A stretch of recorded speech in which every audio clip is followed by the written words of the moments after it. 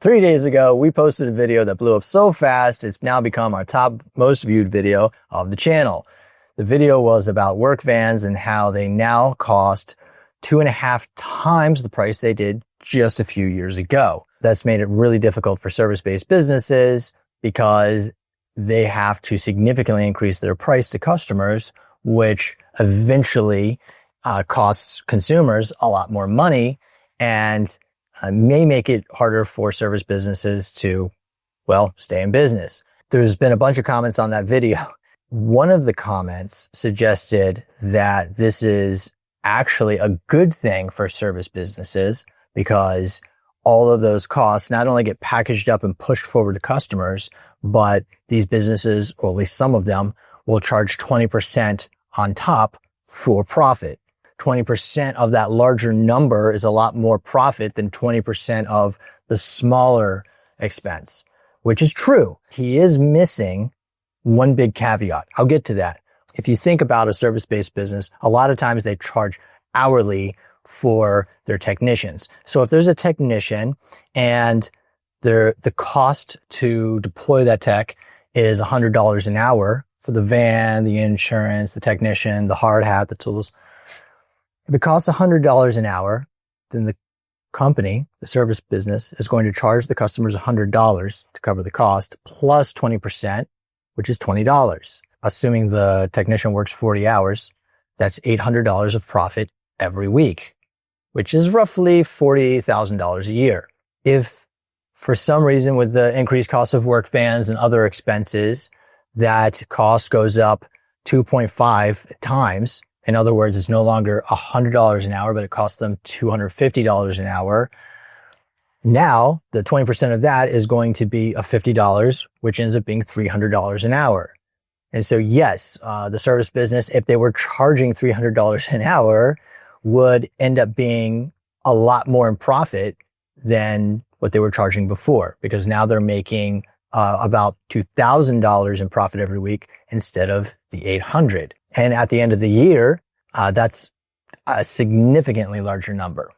And a lot of businesses that are struggling are afraid to raise prices because they think we're struggling now. If we raise our prices, then we're really going to be struggling because we'll lose clients. And so they're afraid to raise their price. What they a lot of times don't take into consideration is that, let's say in this case, you go from charging $120 an hour to $300 an hour. Even if they lost half of their clients,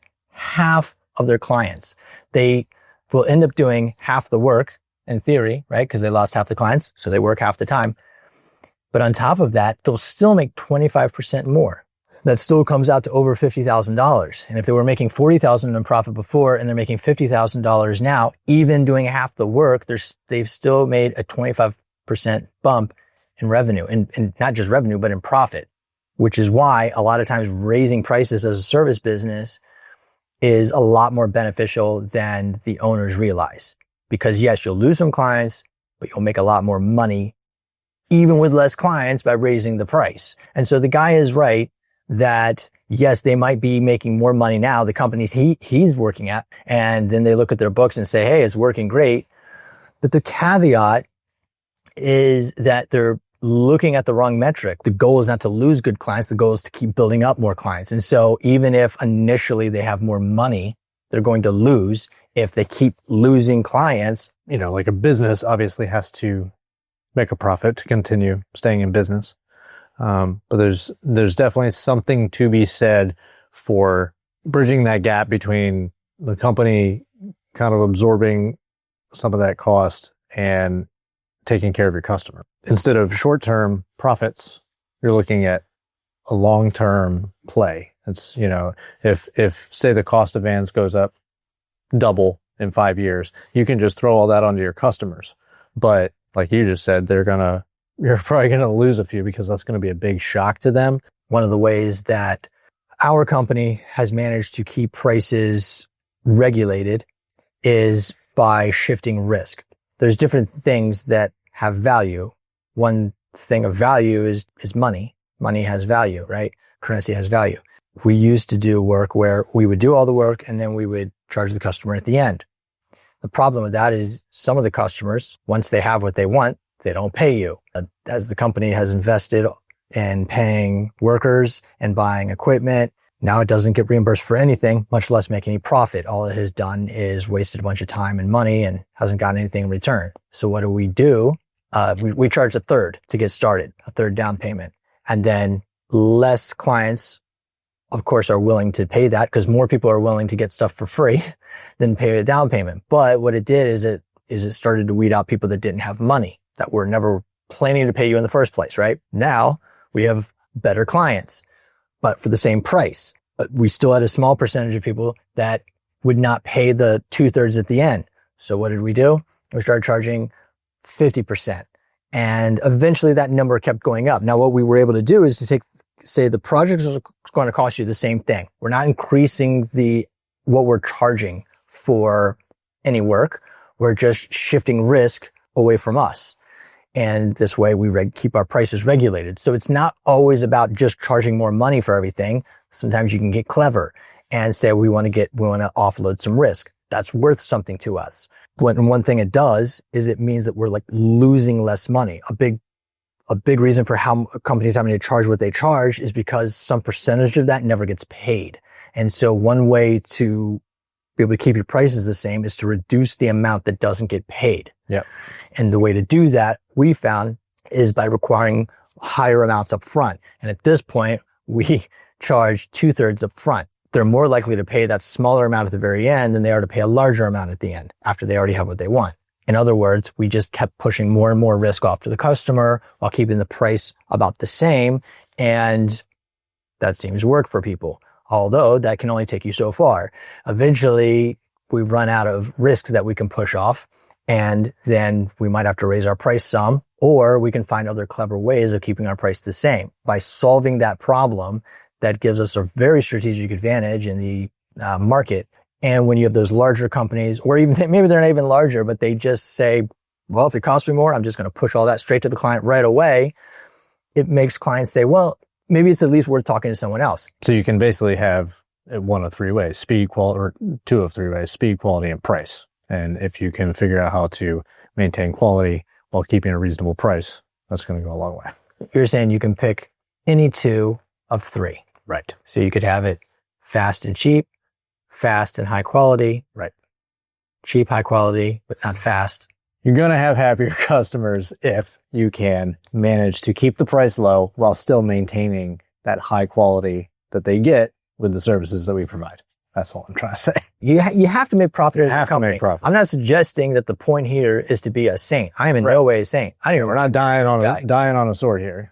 It's not about that. Yeah, my goal is not to just be of service to clients. The reason of being service to clients is because it makes me money. I like to make money. But don't chase away the kind of client that you want simply because you are too lazy to get creative. When the times get hard, the reason a lot of these businesses go under is because they didn't have what it took to get creative and find a way to keep the right kind of client, which, by the way, a lot of them have plenty of money. It's not that they're not paying their bills. It's that they don't like seeing their price go from here to like way up here so fast, especially because they're going to be paying more for everything else at the same time. And so understanding where the client is coming from and being able to provide them something at a price that they can afford and they're still willing to pay. If you can do that while making the profit you need, then you can make a ton of money. But sometimes, yes, it requires you to rethink some things. And you want to be fair. Just taking something, that's just out of nowhere, like gone 250% higher. Sometimes you have to say, okay, we aren't just going to take 250% and push that into the client. Right. That's unreasonable. To them, it's going to feel unreasonable. So what can we do?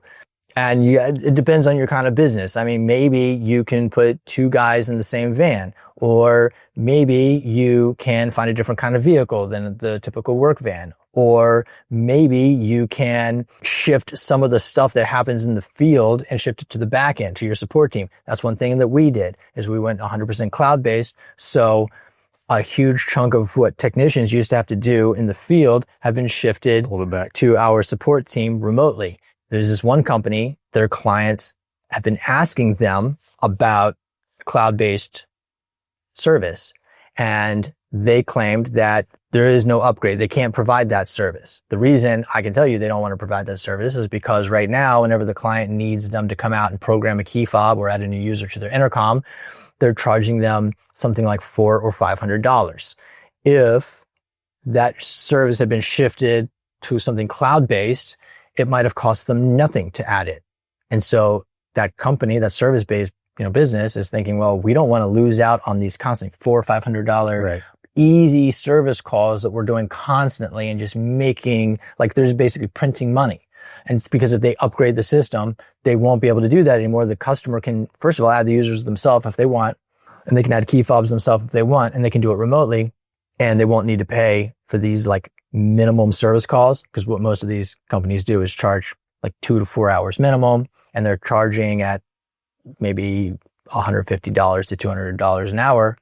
So that's a lot of money for very simple things. Yeah. And that's why they don't want to upgrade the client's system. But then the client says, well, I still want the upgraded system, which is why they're coming to us. And once again, this is what I call being either lazy or being greedy, because they're trying to make money without providing the value that's supposed to go along with the money they're making. So if you enjoyed this video, why don't you like it so we know, and share it so your friends know. Bye.